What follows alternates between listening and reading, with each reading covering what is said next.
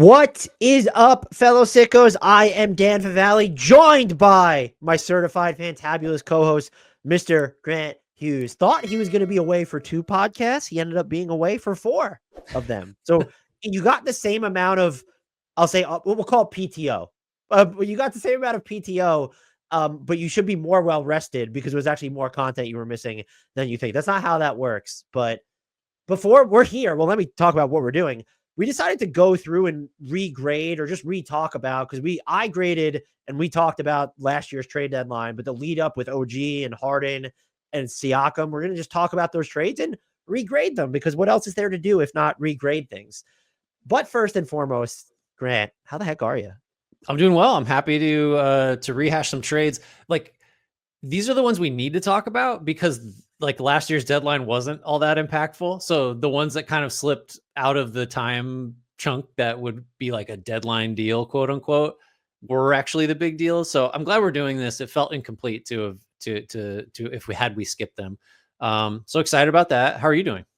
I'm doing well. How much did you miss me, I guess, is really the question I want to ask, if I'm being honest.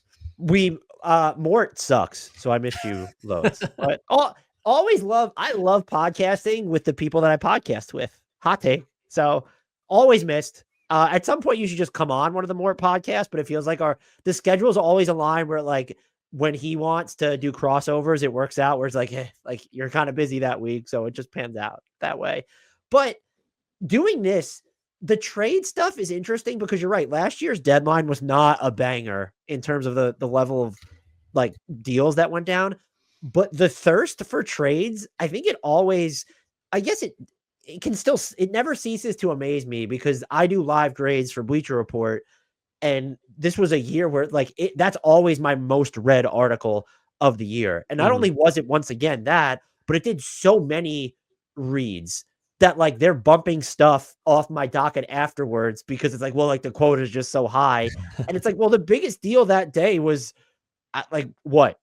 Bojan Bogdanovic, like the Gordon Hayward trade. What was the biggest deadline deal? I mean, we'll get the Dallas Mavericks stuff. So like those were consequential trades, but those two specific, the PJ Washington one specifically, it was considered kind of like a flub by Dallas in real time, not the impetus behind them making a finals run, which is what it turned out to be. So maybe the lesson is that interest is warranted because you never know when this career non-star is going to wind up on a better team and help fuel an NBA finals run.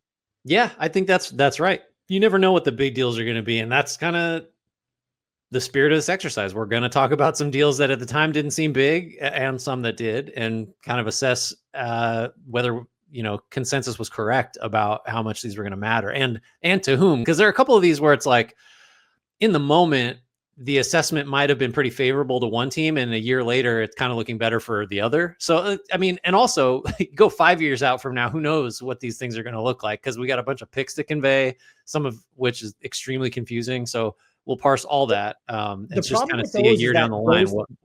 The problem with reevaluating that far off into the future, though, you can still do it, but like the branches off the tree of the original, because the way these picks are just thrown around the league at this point with swaps and less favorables makes it so hard. But you're right, because I'm trying to think of, like, you go back and look at what the Nets did at one point a few years later. Like, it's always kind of fascinating to see the offshoot of that. I do have to ask you, though, do you think this time next year we'll be regrading the Dennis Schroder the Warriors trade following a finals run that he spurred, or no? Are you out on that? Will he spur a finals run for a team they trade him to the day before the deadline? Is that what you mean? They're not trying to be average, Grant. That's insane. Why would that you is insane? Insanity, or average is insanity. For that's how I view it. I'm not here to, anyone who thinks I'm here to do an average podcast is insane. We don't do that. We aim higher.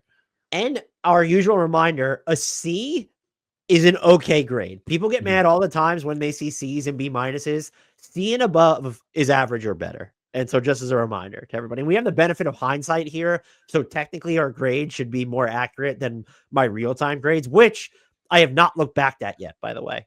I want to see like how my impressions have changed in real time. So I don't want to be colored by like what I think. So I'm curious to see which trades I feel the worst about that I had grades for. I'm sure it's Interesting. going to be the Mavericks ones if I had to guess. Yeah. Because those anyway, we'll get to it. Those didn't seem big at the time, but turns out they mattered. First up, we're going in chronological order, I think, unless I screwed it up. We have James Harden to the Los Angeles Clippers. Again, we're going through the 3 biggest deals of the season that happened well before the deadline. I'll start us off with the details on this one. So it ended up being a 3-teamer. We had the Clippers getting James Harden, PJ Tucker, and Philip Petrusev. The Sixers received Nick Batum, Marcus Morris, KJ Martin, Robert Covington. Very quickly, would you have guessed in real time that KJ Martin would be the only one of those players still on the Sixers the following season? No, I would have just guessed all of them would be gone. And KJ Martin is there to be gone still, by the way, the human trade exception, Well, aka. unless they're going to fire up Maybe that not tank, now, but that deal was designed to be traded. They also got a 2024 second. It ended up being number 36. They used that to acquire as part of the Buddy Hield deal, I believe. They received the 2026 first round pick, the least favorable from OKC, Houston, or the Clippers, and that came via the Clippers. They received that came via the Thunder. They received a 2028 first round pick unprotected from the Clippers, and then a 2029 swap with top 3 protection from the Clippers, in addition to the Clippers' 2029 second round pick. On top of that, we won't get too much into trade exceptions. Those were created, though, and they also got cash considerations. And then the Thunder, because they have to be attached in any trade that has a first-round pick going out more than 2 years. They got a 2027 first-round swap from the Clippers. Again, that was in exchange for sending what they believe is going to be a low-level first-rounder to Philly. This is not a trade that I think we reacted to it, I'm sure. Our impressions at the time, how have yours shifted, Grant? How are you feeling about this trade over, a year and change later? This will shock you, but I don't remember specifically what my impressions were at the time. I would imagine, and I still feel the same way, at least on one side of this, is for the Sixers, as badly as the season has gone, how is this not an A? Because you get an unprotected, if you just say the Sixers got an unprotected 2028 first from the Clippers for James Harden, a player that had made it uncomfortable and wanted out and was never going to play for you. Like, how is that not just an A if you simplify it down to those 2 things? Harden gone, 2028 unprotected first. Like, strip everything else away. Like, that's a win. That's a massive win, right? Like, I don't know how to go lower than an A. I agree with you. I think I go with the A. I mean, they got off PJ Tucker's deal in the process. And so let's go through, and this set them up for the offseason that you and I were extremely high on in real time. I'm sure those offseason regrades will be fun. But I think what's interesting is that if you were going to give them a demerit, you have to go through what was the alternative? And so was the alternative that they play it out with James Harden, his money comes off the books, maybe they find a way to dump PJ Tucker, and then they still have the same offseason that they just did, only without the extra draft equity that they acquired as part of this. So I think it has to be an A for them. What do you give it for the Clippers? They're the more fascinating team here with time now having passed. So this is the hardest. That's why I jumped right to the Sixers side of it. That's easy. It's so much harder on the Clippers side because I guess you would say, let's do the positives before we get to the actual grade, because I need to kind of talk my way there. So Harden has been what they needed this year, as just like his efficiency sucks. Like, he's actually not an objectively good, shouldn't be an all-star, I don't think, all that stuff. But he has filled a real need on a team that just needed offensive creation, has defenders around him. Like, the theory of the team functions partly because of what Harden has given them. I still think having him on the hook for 2 more, this year and next, at whatever it is, it's not, Harden is for not less than the Sixers are paying Paul George. That's true. Not on a positive value contract, I don't think, but that has more to do with you don't think Harden at 2 and 70 basically is that that's at least neutral to me? No, who on the market wants James Harden, specifically this player, at that number? You know what I mean? I was going to say, it has more to do with how weird of a fit Harden is on so many teams, where it's I guess if you just take the production for dollars, maybe, but also maybe not because of the efficiencies. But I don't know that if you put him on the market, is there a lot of, how many teams are yes, sign us up for that contract for that player? It's more the player than the contract, I guess. I guess that makes sense. I guess I'm viewing it like weighting the context too heavily where it's, well, how much, like, just who is the second like best creator on the Clippers aside from James Harden now? And it's Norman Powell isn't it like, creator, like but we're saying creator, not even score. So if it's Norman Powell, that's just so, but you're also right. Like, who was in the running for James Harden during this, like this initial trade? Just the Clippers at that right. point. And if you put him on the market, I'm sure. Honestly, I think with the contract but it's a player option too. So you're dealing with also the same problem where he could be a free agent again as well. He might even be more valuable if he didn't have that player option, because then at least a team doesn't need to take into his preferred destinations into account. Well, and like, just forget the trade side of it. Like the player option, this is true of everybody, but it applies to Harden here. So we got to talk about it. Like, if he picks up that player option, it probably means like he has not done enough to get more than that on the market in free agency. So by definition, like, the Clippers probably shouldn't want him to pick up that option because he's coming back because he can't do better anywhere else. Like, there's that whole side of it. I mean, you mentioned the, like, where else was he going? That's another feather in the Sixers cap. Is like, there was not a bidding war. There was like, he wants to go to the Clippers, and somehow they got all this out of it. I think for me, I'll just talk me up or down from here, but I have the Clippers as a D+. Even with Harden being like having like legitimate utility for them this year. Yeah, I probably would go. Man, I'm going to say D. I'm going to go a little bit lower. But lower. The PJ Tucker contract ends up being a disaster. And I think, and look, this has to be part of it. You knew like the future of Paul George and Kawhi Leonard were in doubt when you made this move. And so to give up this equity, and then again, it turns out letting Paul George walk, it at least wasn't the wrong decision just based off how the season has unfolded.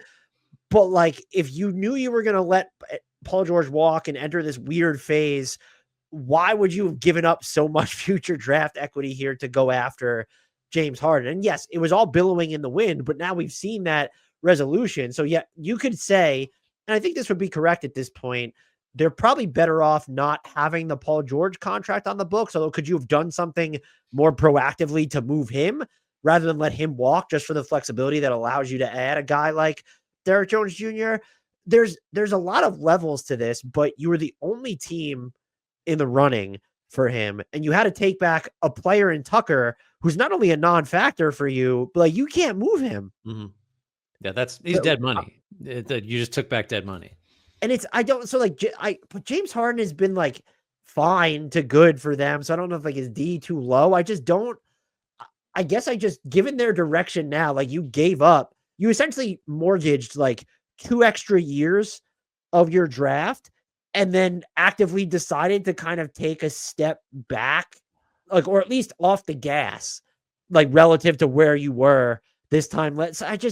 It's so confusing. I'm going to go with a D here. I'm probably higher on how James Harden has done with the Clippers, but the logic to me is even murkier knowing what we know now. Yeah, I think like, if you're trying to find an excuse for the Clippers, because that is I think you're very right to point out, doing the Harden deal and then having things go the way they did with George, like, does not square like that. It doesn't make sense. So I think if you're being charitable to the Clippers, you would say, well, they decided over the course of the season, or became better acquainted with all the second apron rules and like just what the salary and roster building new kind of restrictions are going to be, and realized, oh God, like, we can't do this. We can't go forward with George. But like, that's a mistake too, because that's not like, you were aware of what the rules would be, or had you should never have made this move if you thought it was at all in the cards that George would leave for nothing, right? Like, it doesn't or that you wanted him to leave for nothing, or you're okay with it, or wanted it to happen. So even that charitable like explanation from the Clippers side, it still like does not absolve them of what was a pretty big mistake. And now, knowing that they still would not have controlled their own draft pick again until 2027, like, had they not done this trade, you would actively prefer not having James Harden on this roster, even if you were going to let Paul George walk. Because I think you could also say, if they don't make the James Harden trade, are they more likely to view that they have to keep George out of necessity? But even if they end up keeping George, I think at this point, I would very comfortably still rather just have control over my own first, and like, throw out the Kawhi Leonard injury stuff, even though that is semi foreseeable. Right. The Another, fact that, like, you kind of knew, like, right. that's part of it So, too. but I think let's even say that they end up keeping George as a result of this. I'd rather have not having to give that 2027 swap to OKC, and then now you've given up the 2029 and 2028 control. So like, because now all of a sudden it's all right, 2 more drafts, and then like we have control over our own first rounders again. Yeah.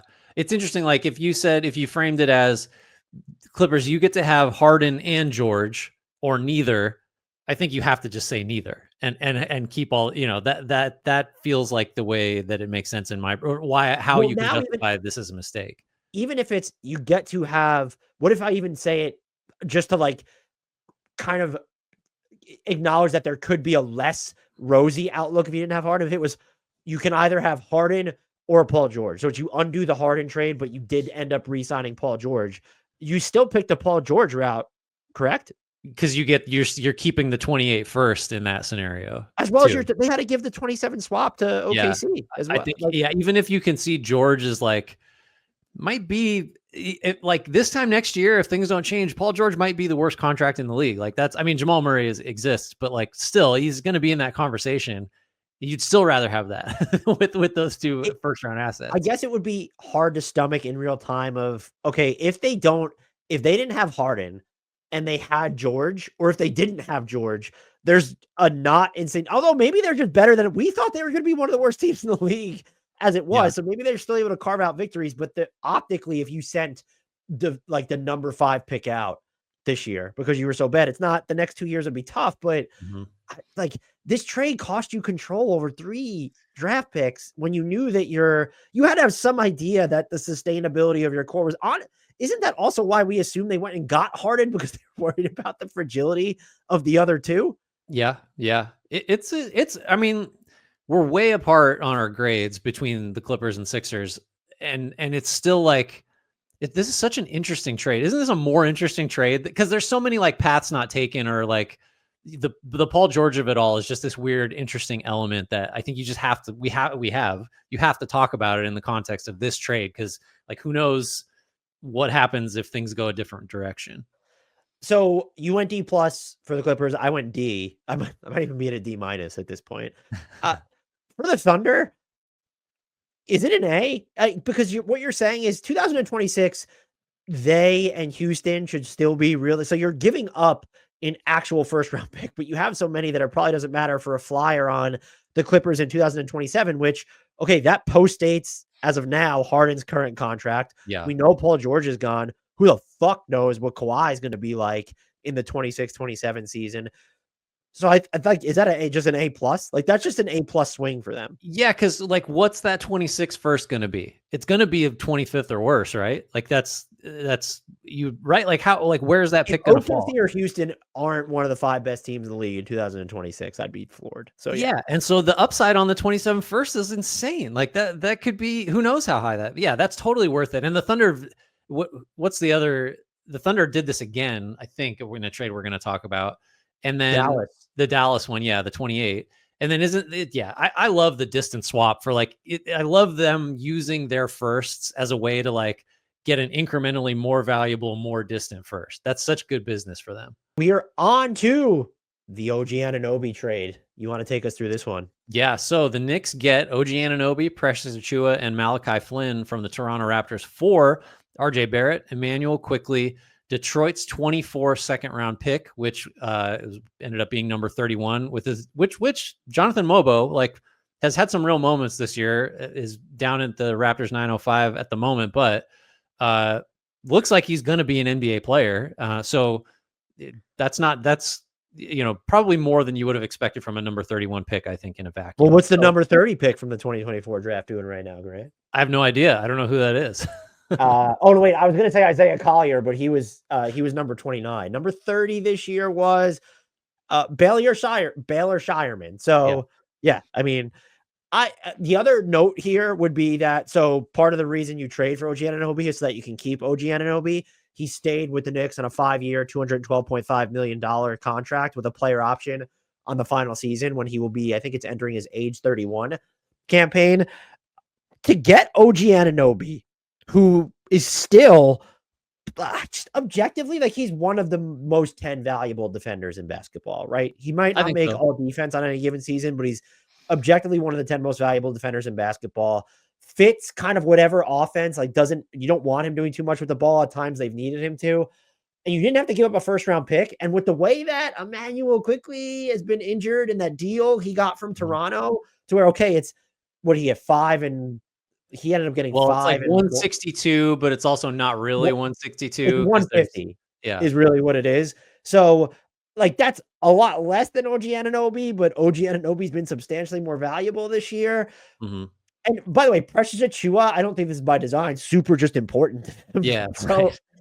I'm gonna go with is an A here too much? Because it's just the alternative would have been keeping Barrett and then paying quickly that money. I just don't know what else you could argue to do. Like, is an A maybe it should be an A minus? I don't know. So I'm between B plus and A minus. So let's talk this out, because I do think to do this without giving up any firsts on the Knicks side also enabled them to give up firsts in the Cat and Mikal Bridges trades. Like if you burn 2 or 3, like there's iterations of that. Now maybe Toronto wasn't interested in that. They seem to want like young Immediate players, yeah. players. But there's a version of this where it's more of the standard 1 or 2 firsts or whatever, put the protections on them. But then you're probably, as the Knicks, not in position to get one or the other of Bridges or Cat. So I think maybe that's already like, too far down the trade tree, like to really factor it in. But I think it's worth mentioning. The contract that's a big number for a player that just isn't going to be an all-star. But I do agree with you that like Anunoby is about as good a player as you can be, and still be like a quote unquote role player. Like he's at just the absolute top of that list in terms of like how important he can be, especially on a winner. So I think I probably would go. I'm going to go A minus. The contract's huge. It feels like out of step, but then sort of almost everything the Knicks did to build this roster feels like they're operating like with their own market. It's like the pick outlay for Bridges, like that's too much objectively, but they're like, we're going to build this team and pay what it costs and go for it. So Anunoby falls into that too. So I don't know which you're going A minus. I think I'm going to go with an A because I'm going to look at this in a vacuum because the way I'm thinking about it, or maybe they should be part of the grade. So you gave away, even though I don't know that they were, or I do know, I don't think they ever optimized RJ Barrett. I don't think he was ever good enough to say he needs to be directionally optimized. But the way the Raptors have used him is just, it is different from how the Knicks were using him. And it's not like the Raptors of today or this season or half of last season had a lot better spacing. I mean, the fact that they brought in some bigs, but like you spend time with Jakob Poeltl, like he's not stretching the floor for you. He is obviously a better playmaker than Mitchell Robinson. So you did skew too far away from having secondary creators, and then you didn't go and answer like that call to get more. Like even Mikal Bridges is like, yeah, okay, you still have Julius Randle on the team, so maybe he thought he was going to be healthy. So I'm wondering if I'm looking at this deal too far outside the vacuum of the deal specifically. You could say they didn't get a bargain from him on the market, but like his market was he was getting a 4-year max, 4 years and 189 million or whatever it would have been for him. So like it would have been, I guess, a little bit less too, because if a team signed him outside to get him for 5 years at 213. I think I'm going to stick with an A here. And part of that is like the Quickly money coupled with what we've seen from Quickly so far. Maybe it's worth revisiting a little bit. I think the only argument you can make against it is, should they have tried to have been more aggressive acquiring someone who was a better creator? I just think if you were going to do so, you probably needed to act sooner, because the Quickly contract wasn't as valuable when they sent it out because he was about to get his extension. Exactly right. Yeah. Well, so you went A minus or B plus? I'll go A minus. I think, I originally had B plus. I think it's hard to argue with the results, and Anunoby's great. We love Anunoby. What about the Raptors side of this? I think that's again kind of like the Clipper side. There's a little more wiggle room. I mean, you could Quickly just hasn't played enough, I guess, so that makes this harder. But this is, even though I think he's cooled off a little bit from the start, like this is a different RJ Barrett. It's a better RJ Barrett. I like him more as a player this year than I ever have, particularly because of the facilitating. probably should note that it's not actually helping Toronto's bottom line. This is still a really bad team. So I don't feel like no Knicks fans are like seeing RJ Barrett blossom as an assist guy and saying like, God, I wish we still had, like, no, they're just happy. Like yeah, oh, no, right. that's cool. There's no like desire for a do-over on that. I don't think at all. So, well, I'll let you go first here. Because I have a grade in mind and I feel like it's too high for Toronto, but I'm curious what you think. I guess what I'm struggling with is it would be easy to say, and I think fair to say, not getting an outright first pick for OG Anunoby is just a failure. But the original failure would have been not moving him sooner when there were probably offers with more first round picks, because the two things that factor in is teams knew they were going to have to pay him. And it was very clear that he didn't want to go to a bunch of other, like, I honestly think Sacramento would have come in over they wouldn't have given Keegan Murray, but they would have come in over the top of the equivalent with picks for this to get OG Anunoby. But we know OG Anunoby didn't want to go to Sacramento. Mm-hmm. And I think, so it's like, do you grade them down because they didn't move him sooner when maybe they could have gotten this, like if they traded him in the offseason to the Knicks, let's say, could they have gotten this exact package plus one of the first round picks? Maybe. So it's not a perfect trade. I like what they've done with RJ Barrett. I was higher on Quickly's fit, like, than a lot of people. I know some Raptors fans were disgruntled with his defense. I wanted to see how he would do defensively there with more like time and just familiarity. And now we're probably not going to see that this year because of how injured he was to start it. I'm going to go with a C.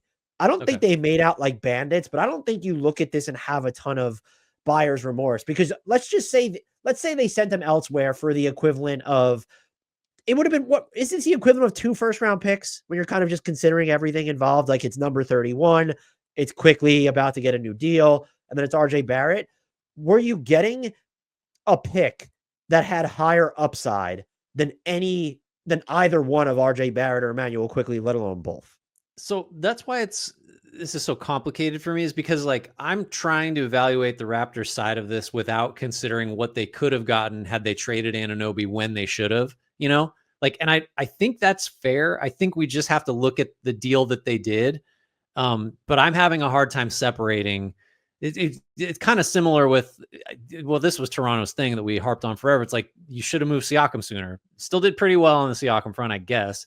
Should have moved Fred VanVleet before you lost him. Like, it could have done better on all 3 of these deals, right? VanVleet, Siakam, OG, I think, had you just gone sooner. If you separate that out, I still like Quickly. I just don't know what to think because I haven't seen enough overall. Mm-hmm. I think his deal might just be fine if he hits the high end of like expectations.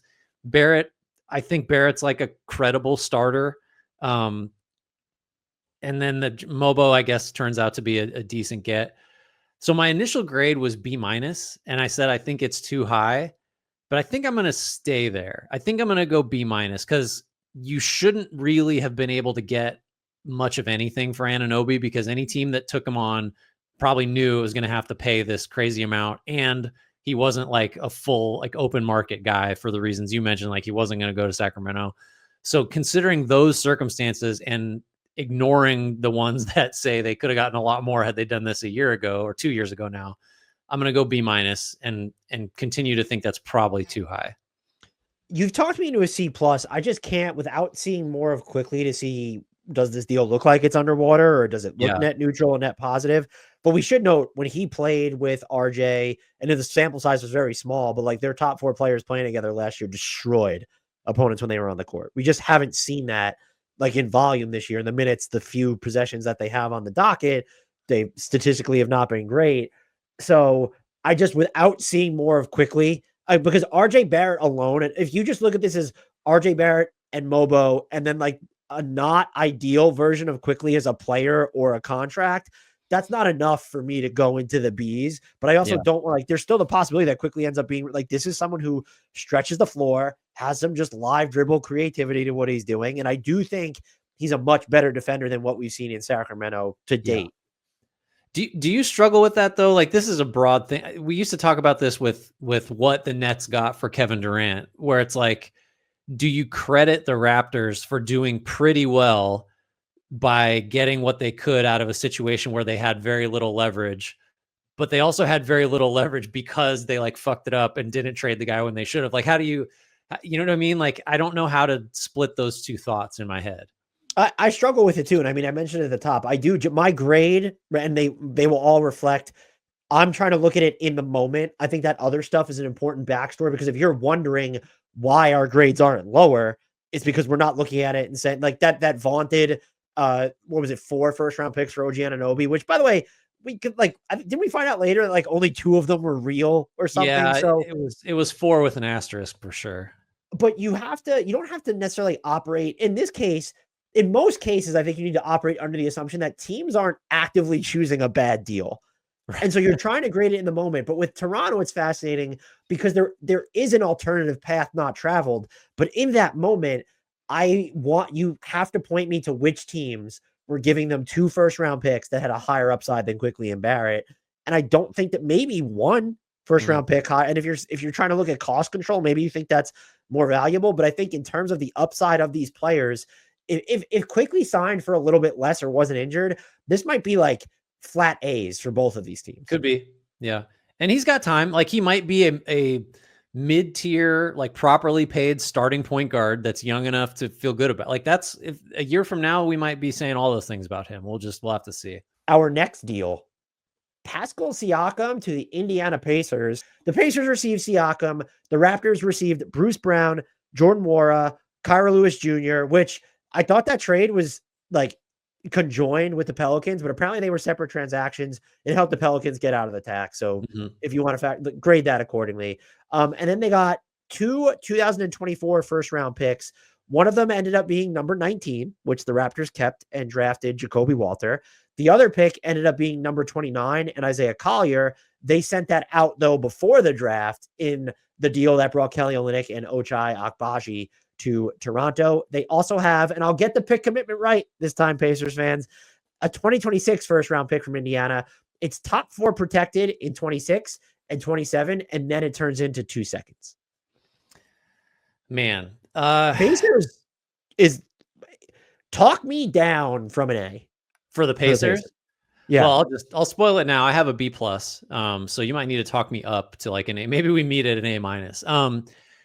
Considering what those picks turned into, considering the 26 and or 27 first going to Toronto, like, you know, we assume the Pacers, they're looking better now. That's not going to be, you know, a high lottery pick, and it's got top 4 protection. I guess if you're not giving Indian A, which I'm not, I think the extension for a 30-year-old Siakam, which they just had to do. Unfortunately, they did the 4 for 189 instead of, you know, they did the most that anyone else could do, but a little better, but didn't go full boat because they could have done 5 years, right? Am I remembering that correctly? Correct. So I think maybe I'm not in love with 4 for 189 for Siakam starting in his age 30 season, which I think I have that right. It's still a high grade. It's a B+ for me. Give me you, but instead of me talking you down, talk me up from the B+. What? So you don't like his contract?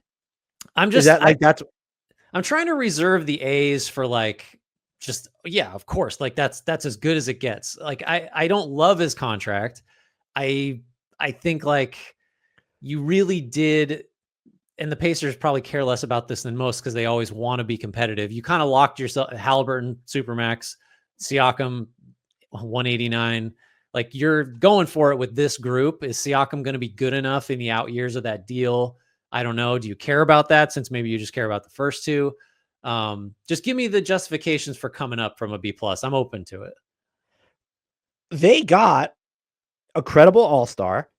Didn't have to give him the 5-year full boat. Have yet, unless you think that 26 pick has a ton of value, they didn't give up any of the blue chip prospects in Bennedict Mather or Jarris Walker. Maybe you would have preferred they went that route. They also got to keep Andrew Nembhard, the primary matching salary in this deal. They didn't draft. They didn't have to trade to acquire. They just signed Bruce Brown to a deal and then used it as the fulcrum to land a credible all-star, who, by the way, is a really good fit alongside Tyrese Halliburton. Now you can talk about should they have made other subsequent moves since then. They've still kind of not addressed the wing situation, but I don't know.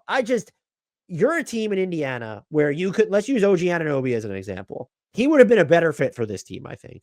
But you can't go after him and even give up this same package if you're not confident you're going to keep him. That's not the type of team the Pacers are. It's not the type of market that Indiana is. And so you then kept him. Like, this is not, you could say who else was going to pay Pascal Siakam. Okay, but like, there were the Kings wanted to trade for Pascal Siakam. He didn't want to go there either. So I'm just looking at this value, and the way to talk, I'll go A- because you're right. Like, you should reserve the A's for, could they have quibbled over something here? But just like, they've sent out picks that didn't, like, number 19 is the highest. And what is Jacoby Walter going to be? So unless you think that 26 first round pick has a ton of upside, and maybe you do based off the unevenness of Tyrese Halliburton until the past, whatever, month and a half or 2 months, or just even the injuries, that hamstring stuff constantly lingering, I'm sympathetic to that. But I look at this as, and I've always just been higher on Pascal Siakam. And I think you almost have him, maybe not on the perfect deal, but through his age 30 with no options, by the way. Maybe you prefer a player option if you think that he would opt out and negotiate down. But like, I don't know. I think that that's going to stretch through basically his entire prime. If the out years are bad, I would think it's the final season. Yeah. I think that's all. Those are all good arguments. I think I probably do need to come up to an A-. Do you think? I mean, this is not as good of a package for Toronto as the Anunoby package, right? Because unless you think Jacoby Walter is going to be something, which who knows, but it hasn't blown anybody away so far this year. He's shooting like under 30% from the three. He has moments though, which is not. I'm not. He does have moments. Great. Yeah, but we don't know. And unless you think that 26 or 27 first is going to be something like this just isn't as good a return for Toronto. So that suggests that the Pacers did very well, I think, is where I'm getting to. So yeah, I'll go A-. I'll join you in the A range. What are you going to do with the Raptors on this one? Because this is the one, it was harder for me because I don't love the return to separate.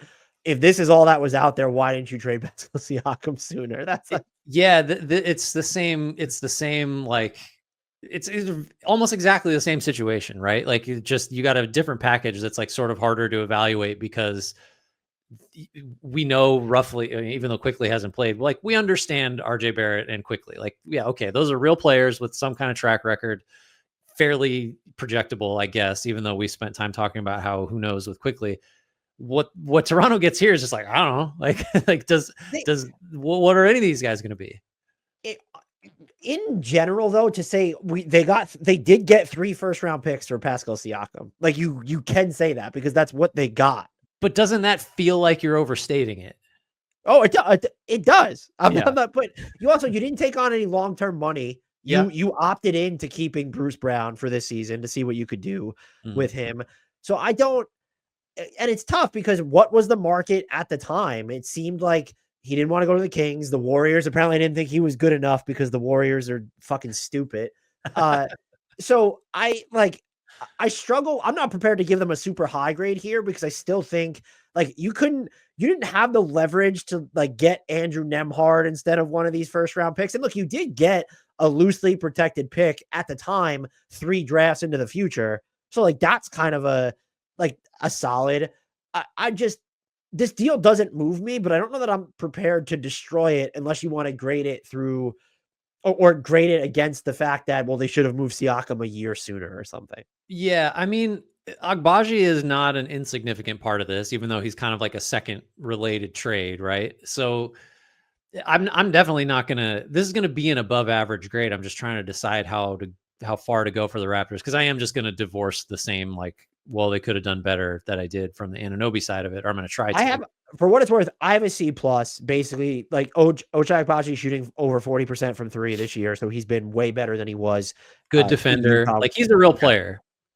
I wish I knew. I mean, part of this is like must have been some thinking that Bruce Brown was going to be someone that they could, we'll flip him and for a first or something. Like there was going to be more value to extract, and Brown just was hurt all year, and who knows what his market value is now. Certainly not a first round pick, I wouldn't think. I'm going to go B-. Okay. But like it's one of those trades that on paper at the time looked better because you could just say it was 3 first rounders, and then you saw what 2 of them became, and it's like, all right, I don't know, not moving the needle. And look, you could talk yourself in there being, we're saying, what's the upside of the 2026 first round pick? The Indiana Pacers aren't the Oklahoma City Thunder. Like, there is variance to what could happen with them, especially if Tyrese Halliburton's going to deal with the hamstring stuff or they don't make, you look at this team, the way they've been playing of late, you still are never going to trust their defense with the current personnel, even with Aaron Nesmith coming back. So there's probably some upside there. Like, is it outside the realm of the possibility that next year's pick is a lottery pick? No. That's possible. Yeah. I think that's solid. So B- for you, C+ for me. Our next trade, I don't think we're going to be kind to at least one of these teams involved. Terry Rozier to Miami, granted. Yeah. So the Heat get Terry Rozier. The Charlotte Hornets get Kyle Lowry and a 2027 first round pick with lottery protection, which becomes unprotected in 2028. So Dan, why don't we start with the Hornets side of this? Just because. How do you feel about the Hornets side of this deal? Home run. That Terry Rozier contract looked a lot better the way he was playing at the time of the trade. But you got a pick that at this rate, with the Jimmy Butler stuff going on, like, okay, how confident are you that the Miami Heat are going to be a playoff team in 2027? I'm throwing my hands up. I don't know. So I thought that was a really good piece of business for them. And you took on an expiring contract. You saved the Heat. They wanted to shave payroll. We knew that. And you got off now with the benefit of hindsight with the way that Terry Rozier has played this year to the point where it's, why is Terry Rozier playing this year?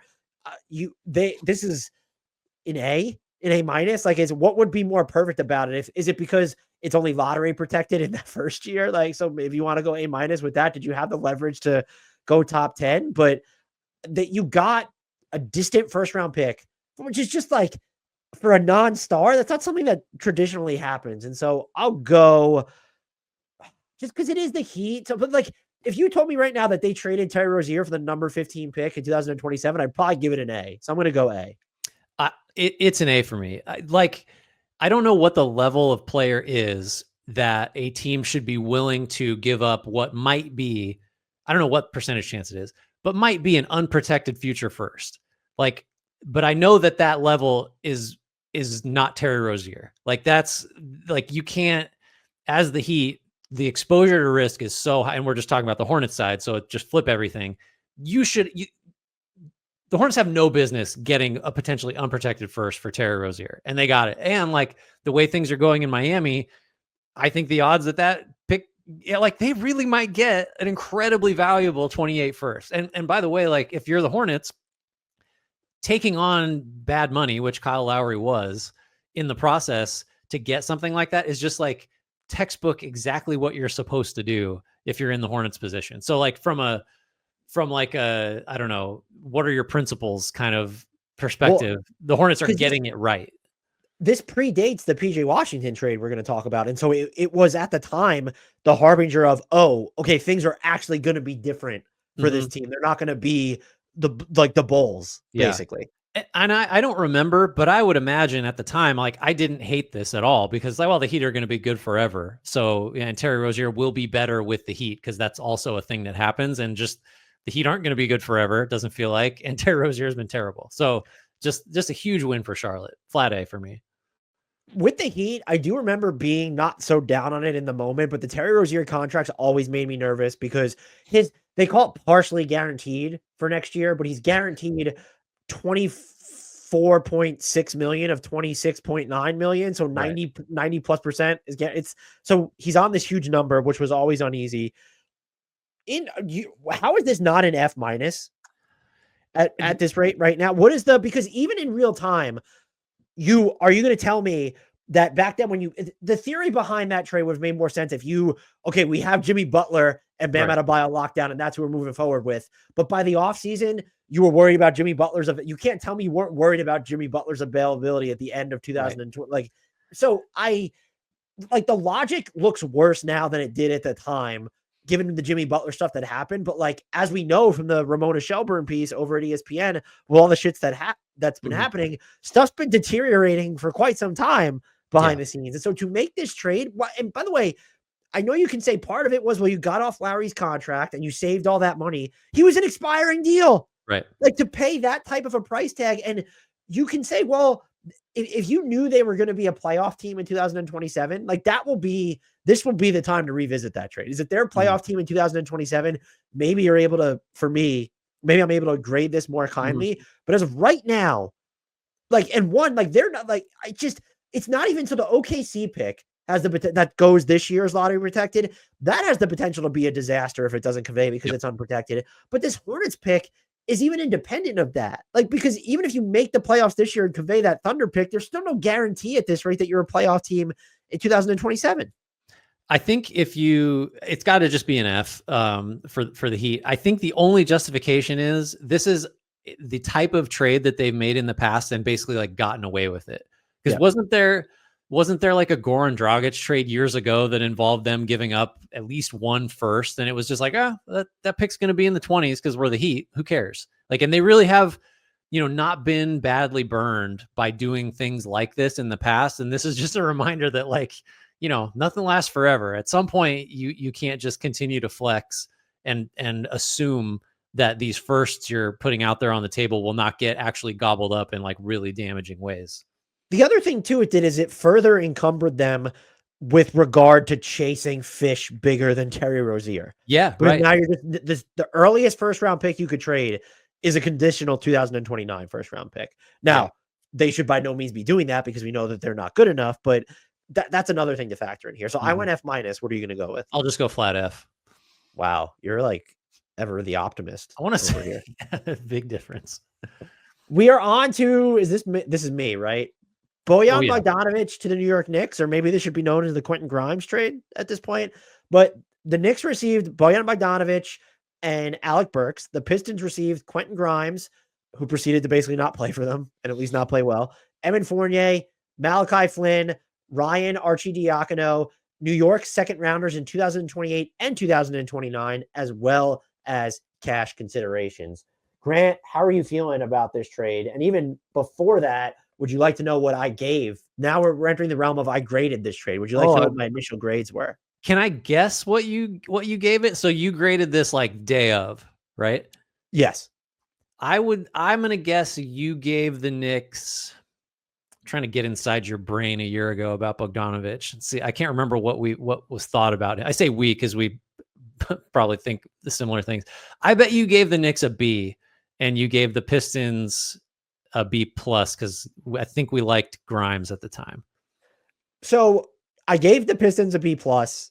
I gave the Knicks an A minus because I thought Bojan Bogdanovic was exactly what they needed as kind of a stopgap.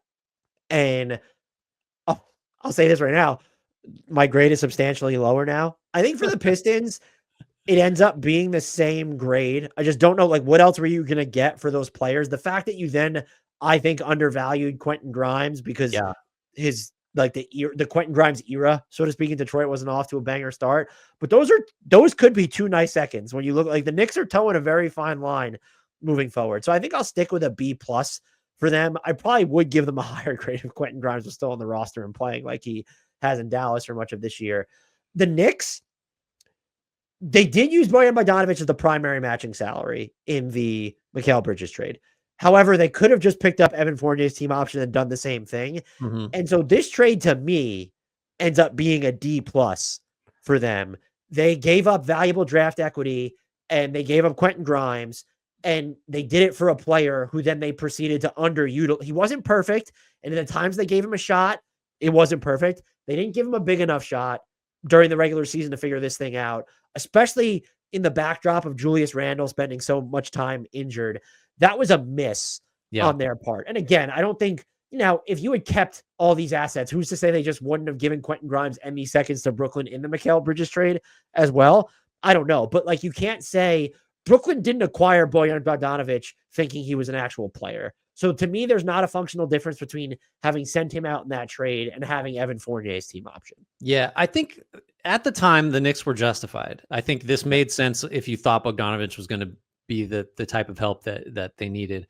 I think I would just oversimplify it and say, like, the Knicks have to get below a C because they would not do this again. Like if they had the opportunity, and the Pistons have to get above that because they absolutely would do this again like that. So I don't know, just to keep it real simple, I think I'm going to be a little like, I get it from the Knicks perspective. It didn't really ultimately hurt them that much. I get losing Grimes in the seconds sucks, but I don't know that Grimes would have. I don't know what Grimes' future was with the team.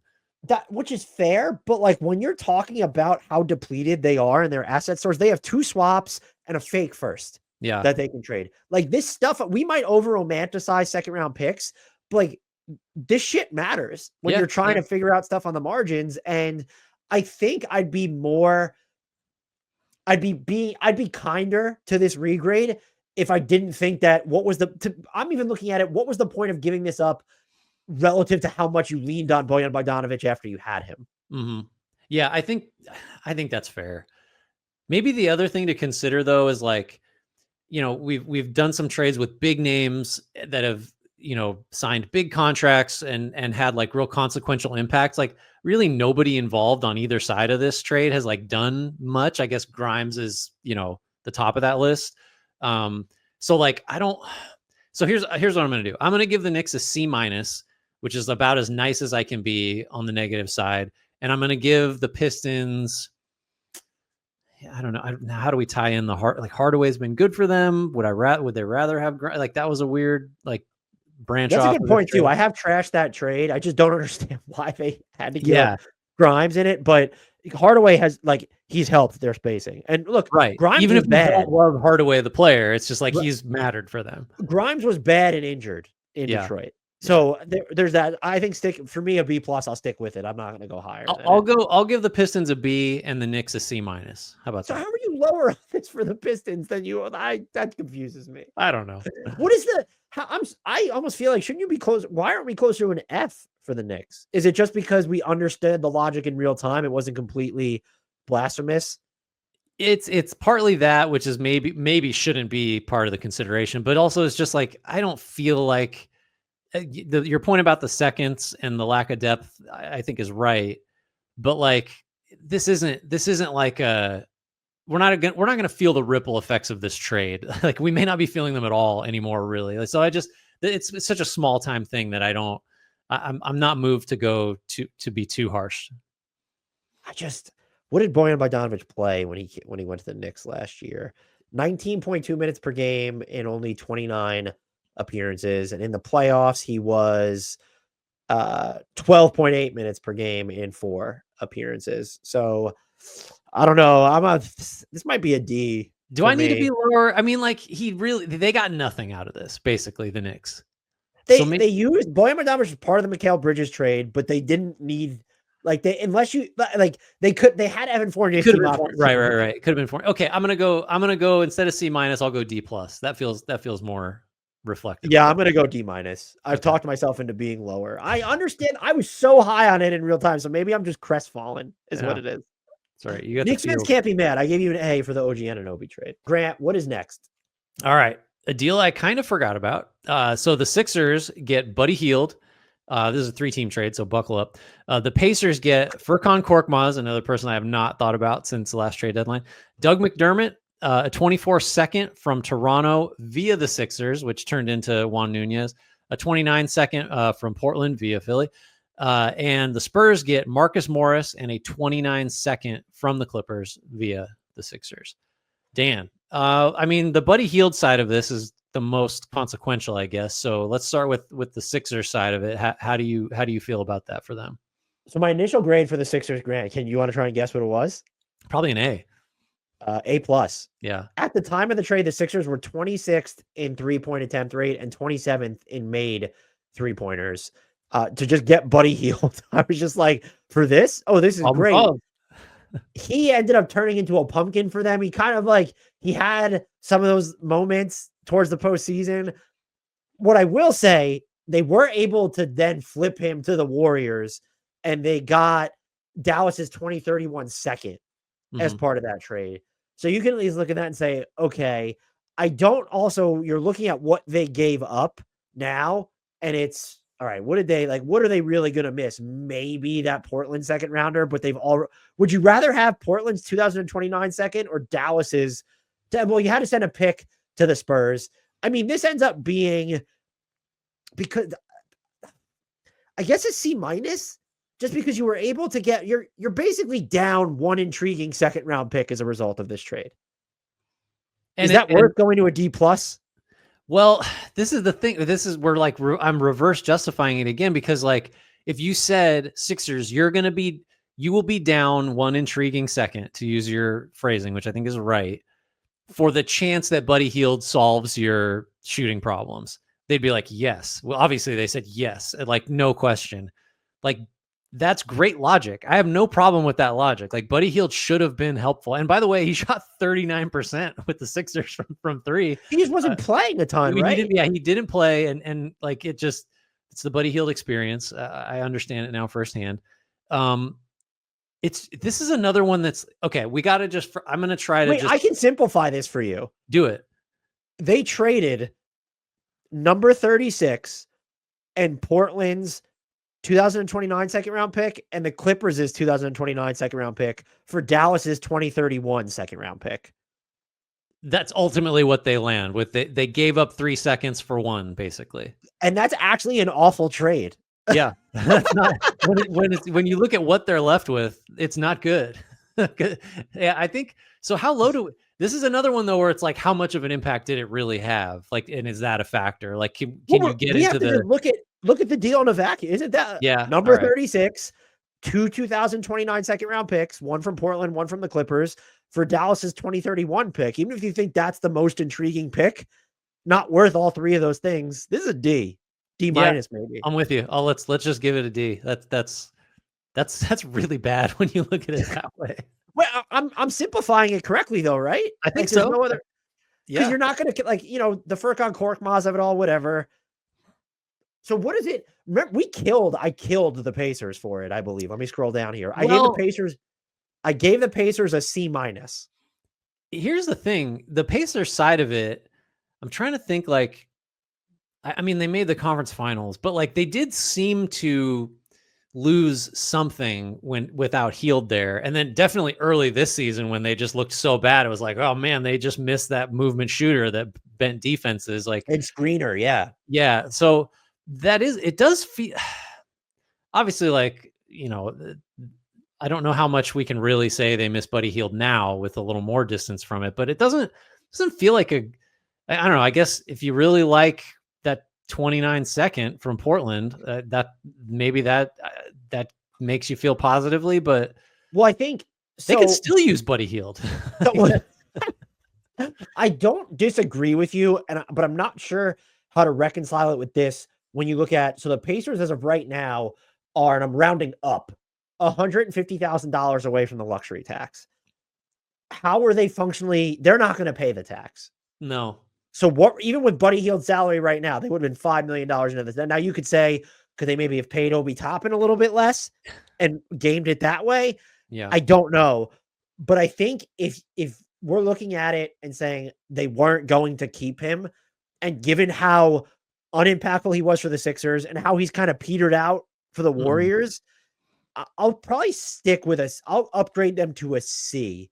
I would have preferred they kept him and let Obi Toppin walk, if we're being honest. But so maybe I should stick with a C minus. I just don't know how realistic that is. But given what Buddy Hield has done since, I'd like getting 2 seconds for him leaving. I think, especially if you view it as they weren't going to keep him, that changes it for me. If it's just like, well, we'll take back something. And they tried to keep him. He wouldn't sign. By the way, he should have signed the deal. Yeah, that's right. Forgot about that. What was it, like 4 for 80 something? Wasn't that like? I think that was the number that was like being kicked around. Yeah, that he turned down or whatever. It was for at least double what he's making now in Golden State. Yeah, I guess I'm just gonna go. C minus is tempting, but I think maybe if you view it through the prism of like Hield just wasn't going to be on this team, so getting anything is good. I'll just go C, because I mean, how much did it really matter? You know what? I'm going to be more of a doomsdayer than you and say C minus. Stick with my C minus, because if you're asking me whether I would have rather seen him play out the rest of the year in Indy versus having these 2 second-round picks, I would have rather seen him play the rest of the year out in Indy. Maybe he wins them a playoff game or something, right? Like, and at the level they reach, that could be consequential. So no big change there. So the Spurs side of this, would you care to guess what I gave? Look, what I gave them in real time. So let's see. Are they giving them? They gave up McDermott, right? Because he was on the Spurs, I think. Correct. So you probably liked getting a 29 second, but I don't know how much you liked it. I'll say you gave the Spurs. I'll say you gave them a B plus. I gave them an A plus. Wow. And I will stick with an A plus. And you want to know why? Yeah. Persistence. They couldn't get Marcus Morris once upon a time in free agency, so they went out and traded for him. I respect the hell out of that. Oh, I forgot about that. Yeah. Just, I will say, in all seriousness, though, like some really rock solid asset management from San Antonio when you're looking at some of these deals, what they just did this past offseason. So, but I do think what is not to like about this trade? Yeah, it's just they're just getting stuff for nothing for like being involved, basically. I'll give them. Oh, go ahead. I'll go A minus. I don't know. Like it's just why. All right. Well, why isn't it the perfect trade? You think they could have gotten more for Dougie? Just because it doesn't matter that much. I don't know. I want to save my A's and A pluses for like something other than when that first round pick is included in a trade for second rounder Devin Booker this summer. Okay, we're circling back here. All right, fair. We'll regrade if that happens. The next. Oh boy. Gordon Hayward to the Oklahoma City Thunder. The Thunder received Gordon Hayward. The Hornets received Trey Mann and Davis Bertans. Grant, what do you think we both were high on this trade. Yep. When we were what do you think I gave the Thunder as a grade? I think you gave him an A. Because what if Gordon Hayward gives you 15 good minutes on a team that's already so good? Isn't that worth it? That was basically the logic. I gave them an A minus. The opportunity cost here. Trey Mann was balling to start the season and now he's injured. Mm-hmm. He still would have been getting minutes if he was still on this team when you have Aaron Wiggins and Isaiah Joe and Cason Wallace and Alex Caruso. He still wouldn't be getting minutes.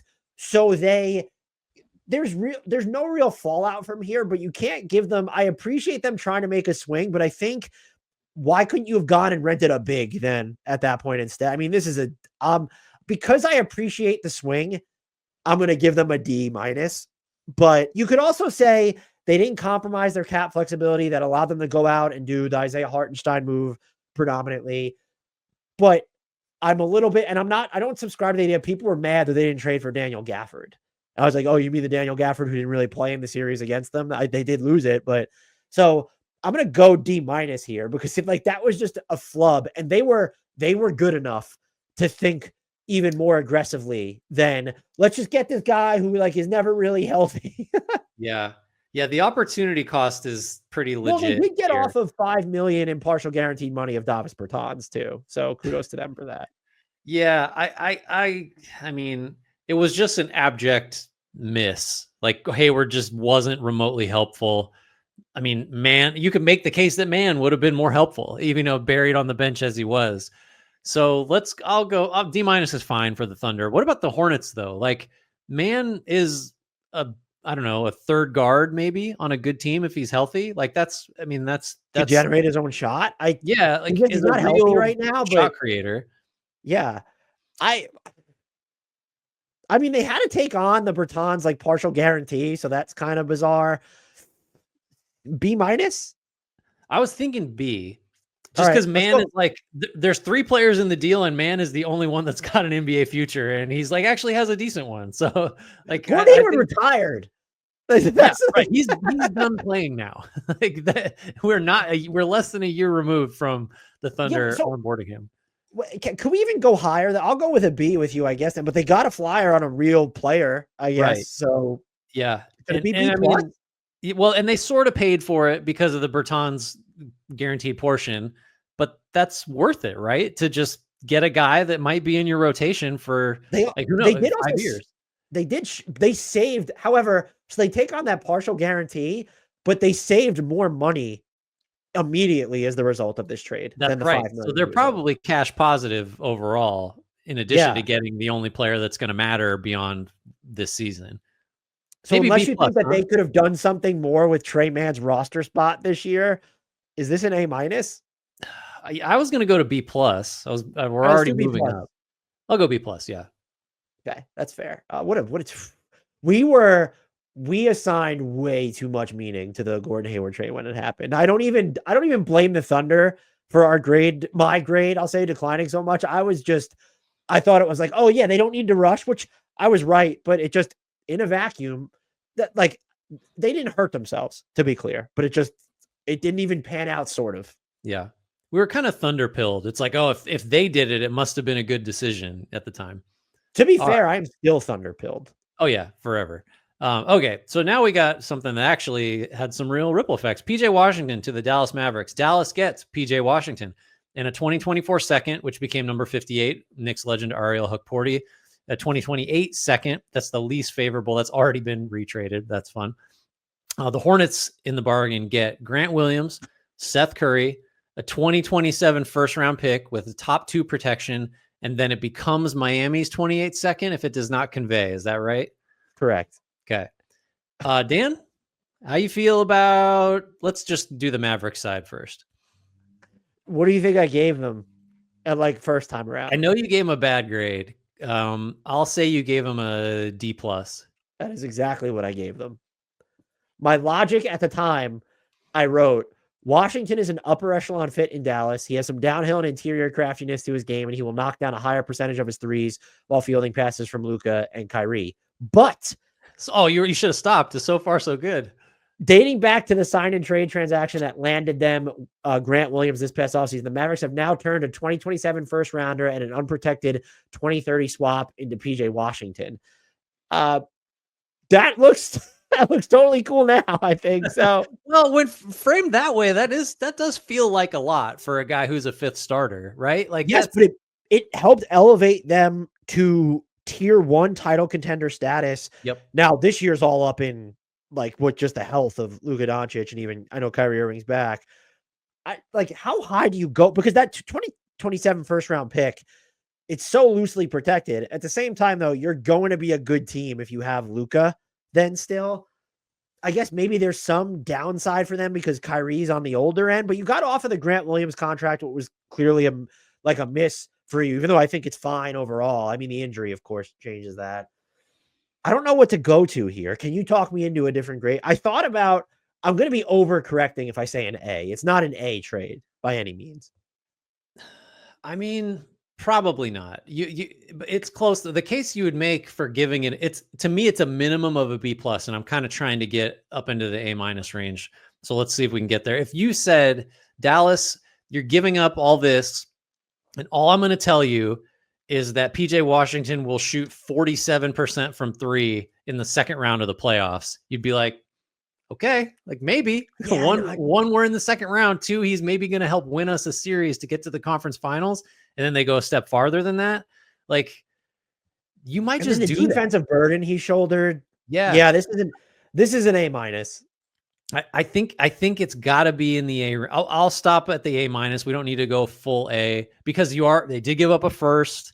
Grant Williams injury, like there's a possibility that if Grant Williams stays healthy, we're just viewing him and Washington as like pretty comparable players this year, maybe. So like to give up a first also, like maybe but like the Mavs did what they did, and Washington was like a real reason that they've made the finals. So like I think A- is about right here. Really good trade by Dallas. Yeah. What about the Hornets though? Oh yeah. Whoops. I'm already moving on to the next trade. So this is interesting. I don't love Grant Williams as a player, but like as a front court player who provides some stretch and can be moved around the defensive end, the injury colors this a little bit, but this was another sign that this team is thinking about the bigger picture. You got a top 2 protected pick from a team where, aside from Derek Lively and Luka Doncic, like how confident are you in the rest of just the roster being as good as it is right in this moment? I think and especially with how PJ Washington played for you that's today at that point, like the contract was always fine. The 3 years, $48 million. I think is this also an A- for them, unless you really think that Grant Williams deal is toxic. I think it's so hard to divorce. Well, if we just have to deal with the circumstances as they are, it's like Grant Williams has a season-ending injury, and that's going to devalue him. I'm leaning B+. But man. So here's the thinking: like, you credit the Hornets because the PJ Washington they traded was not the PJ Washington they had. Like, he wasn't this guy when he was on the Hornets. There were questions about his defense, right? And then suddenly he's just a shutdown, versatile defensive player on a good team. Like, you can't say he would have done that for them, so for the Hornets. So it's like, I think that's a credit to Charlotte. It's not like they don't look worse because PJ Washington was awesome when he changed teams. That's just like, he wasn't ever like, James Harden was never going to do anything for the Sixers. Like, the fact that he did anything at all on the Clippers is not a, can't reflect poorly on the Sixers, like similar logic. And the 27 first, that's going to convey and might be good. Probably not, though. Dallas will still be good. I guess that's the other thing too, is that so when you look at it through the protection lens, okay, getting it so loosely protected is good because then there's upside if there's downside for Dallas. But you're also like, let's be honest and say that's going to be number 20. Yeah. If it was 28, 29, then maybe we're more interested. Right. So if I said that to you, that it's a number 20 pick, does that change the grade at all? Well, it's not even right. And you're saying if it is, like, it probably will be like in the 20s. Right. We don't know for sure, but that is the trajectory that Dallas is on. It might even be, I might be giving it too much value. Yeah. Right. It might be 27. I'm still going B+ for Charlotte. I think that it was the right process. They got a first that they're going to get, and Grant Williams, we'd view this very differently, I think, if he hadn't gotten hurt. Which, like, how do you factor that in? So I'll go maybe I'll drop to a B+, but I think for me, and I wrote this in the write-up for them, is that I still am just encouraged by, okay, like, you want to see them get better at some point, but like, they're not actively trying to be in the sub-middle right now. Right. And this was another signal of that for me. Yep. Next up is another Dallas trade. So it was not technically a 3-team one, but I'm just going to list the 3-team permutations here. Logistics, excuse me. Mavericks received Daniel Gafford. The Thunder received a 2028 first-round swap. That will be the right to swap with Dallas. The Wizards received Richaun Holmes and a 2024 first-round pick that it came via the Thunder and ended up being number 26. Dylan Brooks, who is now, Grant, on the Thunder.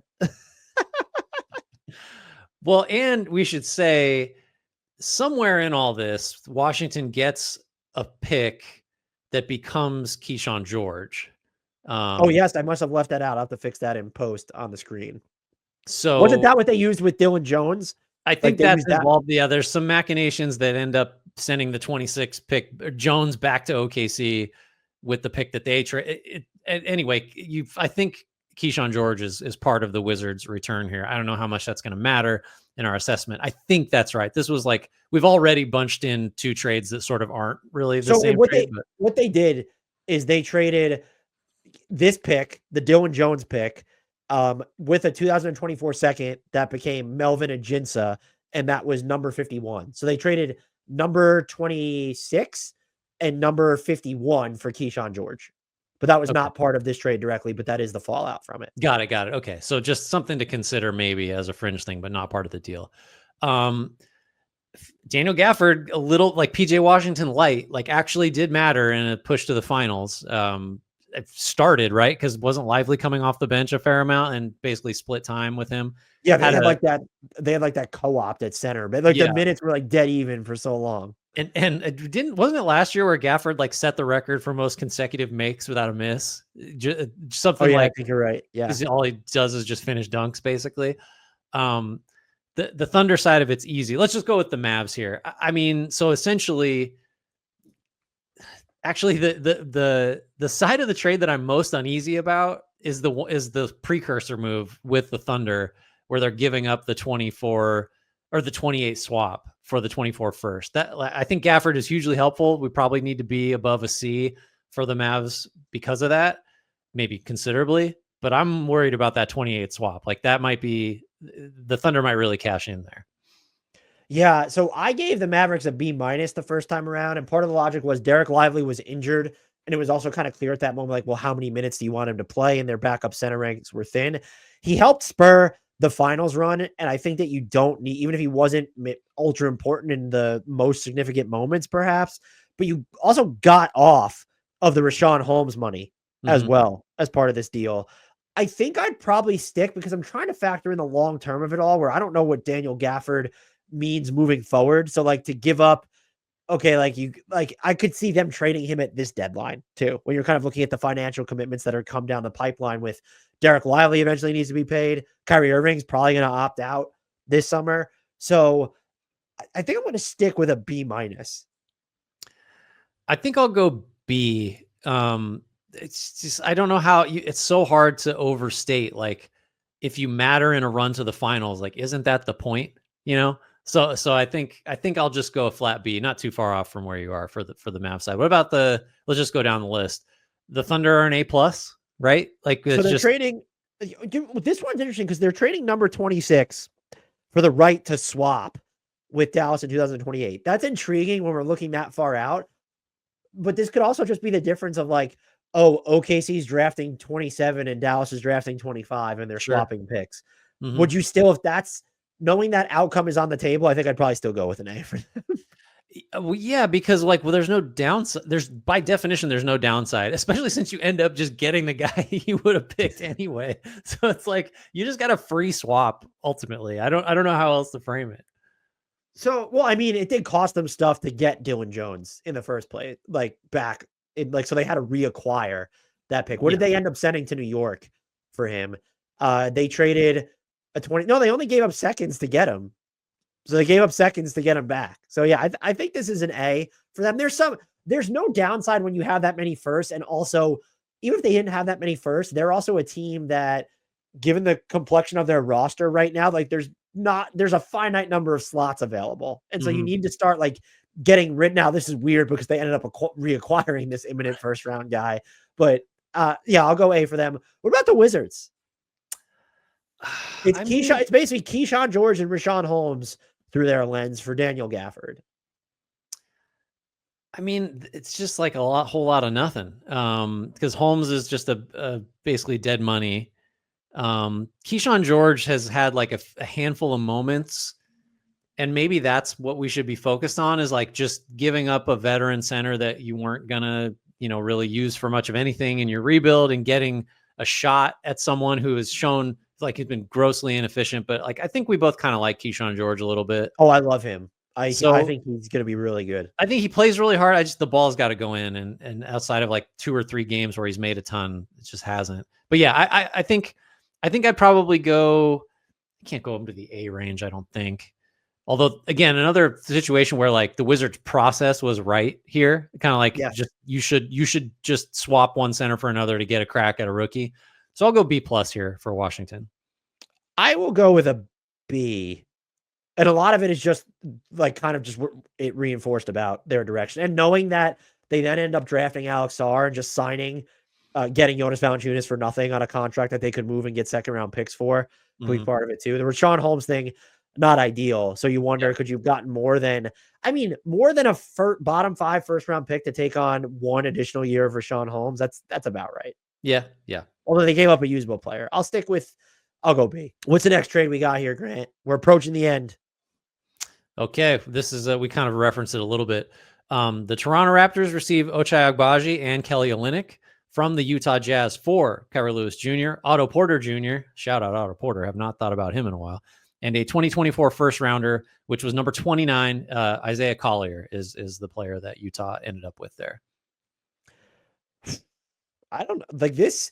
I did not like this for the Toronto Raptors in the moment. I didn't understand why they were giving up a first round pick at all. In hindsight now, though, with how Agbaji has played for much of this season, although I gave the Raptors a B plus the first time around, I must have really been on the Kelly Olynyk train here.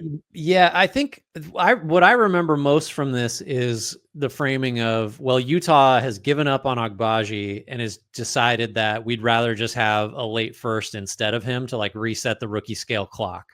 Like it was almost like saying, we don't think Agbaji is as valuable as a number 29 pick, which was wrong. Like Agbaji looks like the shooting has come around this year. Was red hot to start the year. We talked about him as like a most improved guy, as really good defender, not quite big enough to put on like real threes, but close, and can now make threes. Like that's a real rotation player. So Utah was like just miscalculated there, I think, no matter what you think about Collier. So that's got to be just for the Raptors, they got the best guy in the deal. Why is it not? It's got to be like a minimum B+ for Toronto, I think, at this point. I might stick with the B+. I don't know how to feel about like them giving Kelly Olynyk the 2-year, $26.3 million extension. Yeah. But I guess just the idea of having that floor spacing big when he's healthy. Is this an A-? Just given how well Ochai Agbaji's played, they gave up, you could say, the number 29 pick for someone who still has another year after this one left on his rookie scale. And like, he might just be a good quality 3-and-D guy where if you don't view him as a starter, he's certainly someone who could fill minutes off the bench. Yeah, because like you're not getting someone like that at 29. Like that's just those guys. I mean, unless you just totally luck into it. And Collier's not that type of player, first of all. But and there's just like when you're looking at who was, let's just try and think about who, like, would they have drafted Oso Ighodaro or AJ Mitchell? Like those are the Jalen Wells would have been fun. But like those are the names that you missed out on, really. Which Bronny James, don't forget about him. I'm looking up what Agbaji was shooting pre-trade last year. He's up to 33% with Utah in 51 games from deep last year, which is, I mean, he was 35% as a rookie. So yeah, I mean, I'm trying to like absolve Utah of some of this by saying that they couldn't have known that the jump was coming for Agbaji, but they just gave up too early. So I think B+, because Toronto got a legit rotation guy, we think, for... honestly, they got 2 legit rotation players for the number 29 pick is what I think would happen. Maybe, yeah. Well, but Olynyk is... I don't know if Olynyk's... maybe that is an A- then, because they did really get... Let's go A-. Okay. And then Utah just kind of... I mean, if Collier becomes... I gave them a C- in real time. A D-? C-. It might be a D- now. I mean, Collier's so young, but he's shown what have we been saying? He's had some moments, not so much during the regular season, but before, like in preseason and summer league. And you know me, I'm always a sucker for the guy that was like a really highly ranked recruit, like in his class that slipped in college. Like the logic here of you don't have wings on the roster, so let's give up on one of the only wings that you have to get another like player that doesn't profile as a building block type. I just don't. If you told me like Isaiah Collier was what is he like? If he was 6'8" or something and had the type of on-ball skills that we've seen, okay, sure, but he's not. He's 6'3". Yeah, you're drafting a guy that if you were trying to win would be behind George, Sexton, and Clarkson, and you're drafting like a 4th guard that can't really do anything off the ball at all. And also, like Collier, the numbers are fucking terrible. Like he cannot shoot at all. It's like he's in the teens from 3. So like, it's got I mean, it can't be higher than a D for Utah. Maybe we just go D-, A-. Yeah, D-, just leaving open the door like, hey, maybe Collier figures it out at some point. And like they took a high swing, which is what you want teams in their position to do. But when you're so wing poor, that's not what you necessarily want them to do. The next trade is a big one. Everyone buckle up. Dennis Schroder, the Nets. So the Nets received Dennis Schroder, Thaddeus Young, and a trade exception, which they used most of it on Bojan Bogdanovic. And then the Raptors received Spencer Dinwiddie, who they promptly got rid of. Isn't this kind of fascinating for the Nets now, though, just looking at how good Schroder was this year and then what they were able to flip him for? I gave them a B in real time. And you know what my first line is on it? Sure. That's how I feel. Yeah, that's how I feel right now. Okay. Well, so how many so the Nets turn Schroder, who might have fucked up their tank a little bit, although they're trying now, into Melton. And how many seconds did they get? Was it 3? 3, yeah. I mean, they sent out 1 kind of 2 though, right? Or am I misremembering that? I couldn't remember off. I thought it was they got 3. Maybe they did send 1 back. That does kind of sound right. So yeah, I don't know. I guess it depends on like how much you think because he played the best he'd ever played in his career the first half of the season, or first third, I guess. And that was like counterproductive, you would argue, to what Brooklyn was going for. Do we factor that into the grade, that he was better than they thought he might be? Like was actually too good this year?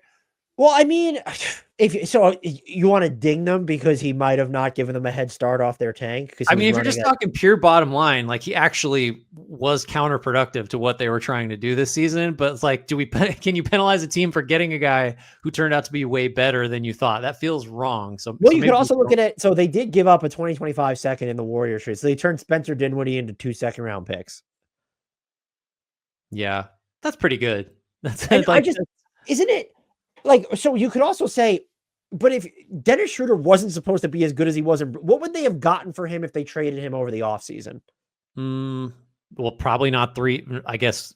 Well, so, you wouldn't have got 2 seconds. Right. And so even if you didn't think he was going to be as good as expected, you still made they clearly didn't know he was going to be that good, but you made the call to move him early enough to where you have plenty of time to make up ground.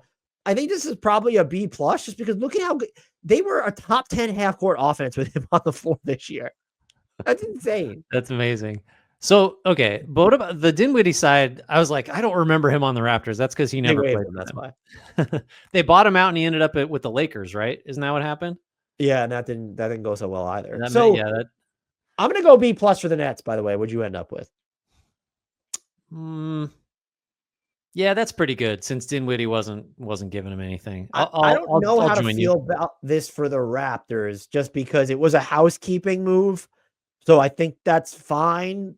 But then Dennis Schroder ends up being great in Brooklyn. He never would have had that type of agency in Toronto, though, with RJ Barrett and Emmanuel Quickley and Scotty Barnes there. So when they made the trade, I gave them a B+. So like, I don't know. They did offload. What did they save as part of this deal? Oh, you know what?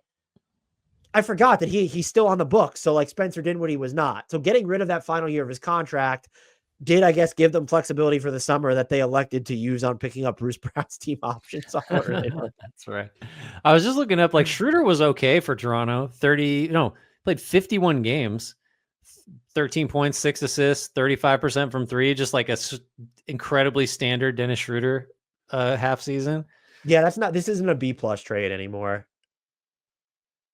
Even if it was in real time, it might not. I feel like the grade should be your first sentence from the write-up. It was like, yeah, sure. I don't know. Okay, let's get it and move on. So the Nets, we said B+, but you want to move it down? No, I said B+ for the Nets. I'm saying we should move the Raptors grade down from a B+, right? Okay, Nets B+. Let's give the Raptors like I don't know. I was going to throw it off and say C because I don't have a strong feeling either way. The idea behind the trade was flexibility. Did they get that? What did they use that flexibility on? You said Bruce Brown picking up the option, right? Right. So what is that like? TBD. We don't know what they're going to get for Bruce Brown. He's still on the team. I'm going to go with a D+ here. Dennis Schroder ended up playing so well. Maybe a C-. This trade uninspires me. I'll go C-. It has to be in the C range because I care so little about it. Grant, that was an interesting exercise. We obviously didn't go through everything, like the Simone Fontecchio deal in Detroit. We just went through what we thought were some of the more notable trades there. How are you feeling? I feel like Dallas did a good job, Dan. I feel like they made the finals because they pulled off some good trades. That's my analysis. Yeah, so, hey, even in a trade deadline that doesn't look like it's consequential, there are always going to be consequences. You might create a finals team with 2 like seemingly inconsequential deals. So yeah, here's open. You have anything else, or would you take us out of here? Sure thing. Thanks everybody for listening, for watching. If you did watch this on YouTube, please subscribe. Make sure you're making some comments in there. Can have a conversation about what we got wrong and right on our regrades. Let us know what you think. If you're just listening to this, thanks also for that. Rate, review, subscribe, 5 stars, do the whole deal. Help us grow the podcast. We really appreciate it. Tell your friends, tell your enemies. And as usual, we close with shouts to Frank Ntilikina and apologies to Jared Allen.